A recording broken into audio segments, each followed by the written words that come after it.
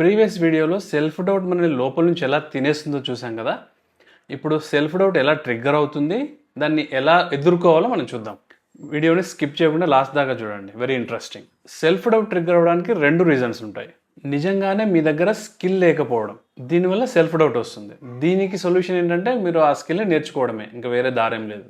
Number 2, మీ దగ్గర skill ఉంది but మీ మైండ్కి కావాల్సిన ఎవిడెన్స్ మీరు ఇవ్వట్లేదు. బ్రెయిన్కి ప్రూఫ్ లేకపోతే డేంజర్ అని అజ్యూమ్ చేస్తుంది. సో నేను సేఫ్గా ఉంచాలి కాబట్టి నేను చేయగలనా అన్న థాట్ ఇచ్చేస్తుంది నీకు. దానివల్ల మీ కాన్ఫిడెన్స్ మీకు తెలియకుండానే పడిపోతుంది. మరి మీకు ఇచ్చిన వరకు ఎలాగో కంప్లీట్ చేయాలి కదా, అప్పుడు ఏం చేస్తుంది మైండ్ అంటే ఎక్స్టర్నల్ వ్యాలిడేషన్ మీద డిపెండ్ అవుతుంది. ఒకడొచ్చి మీకు చెప్పాలన్నమాట, మీ వల్ల అవుతుంది.